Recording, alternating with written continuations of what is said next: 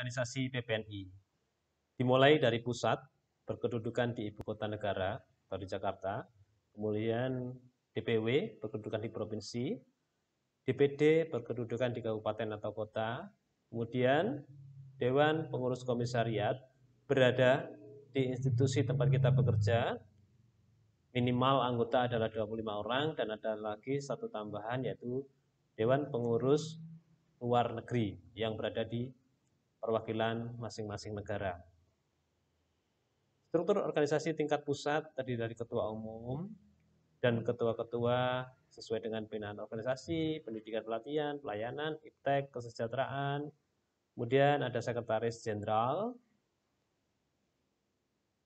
Ini adalah badan kelengkapan yang bertanggung jawab kepada ketua PPNI sesuai dengan jenjang administratif. Lama kepengurusan adalah 5 tahun dan dipilih dalam musyawarah nasional atau musyawarah daerah yang bertujuan untuk menyempurnakan AD/ART untuk perumusan program kerja untuk pemilihan pengurus. Kemudian ada rapat pimpinan dan rapat pimpinan daerah setiap 2 tahun sekali. Tujuannya adalah untuk mengevaluasi dan penyempurnaan program kerja berikutnya.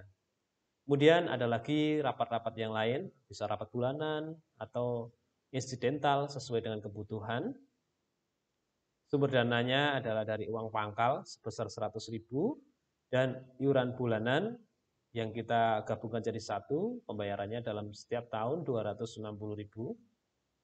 Ini adalah program kerja utama PPNI, pembinaan organisasi dan keanggotaan, pengembangan dan pembinaan pendidikan, pelatihan keperawatan, pelayanan keperawatan di rumah sakit, pelayanan keperawatan di puskesmas, pengembangan iptek, kemudian bekerjasama dengan profesi lain, pengembangan sumber daya atau yayasan, kemudian kesejahteraan anggota.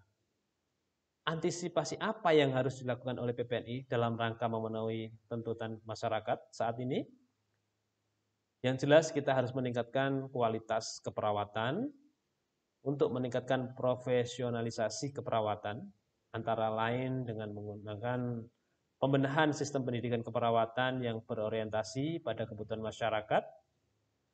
Kinerja PPNI kita tingkatkan, kemudian diseminasi pengertian keperawatan profesional, serta lingkup peran, fungsi, tanggung jawab, dan kewenangan profesi keperawatan kepada masyarakat luas dan para penyusun atau pengambil kebijakan.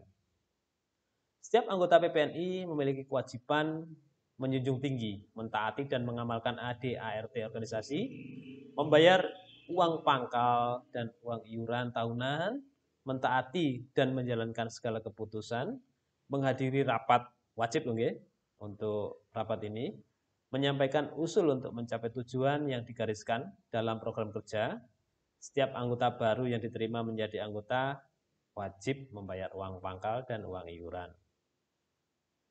Selain kewajiban, setiap anggota memiliki hak mendapat pembelaan dan perlindungan dari organisasi dalam hal yang benar dan adil dalam rangka tujuan organisasi, kesempatan menambah dan mengembangkan ilmu, menghadiri rapat, baik memberi usul, lisan ataupun tulisan, kemudian untuk memilih dan dipilih sebagai pengurus. Tugas pokok PPNI yang pertama adalah bidang pembinaan organisasi, bertugas membina kelembagaan anggotanya dan kader kepemimpinan. Bidang pembinaan profesi, bertugas untuk meningkatkan mutu pelayanan, penghayatan dan pengamalan kode etik perawat, mengutamakan terbentuknya peraturan perundang-undangan keperawatan, serta mengembangkan ilmu dan teknologi keperawatan. Pada bidang kesejahteraan anggota, bertugas membina hubungan kerjasama dengan organisasi dan lembaga lain, baik di dalam ataupun di luar negeri.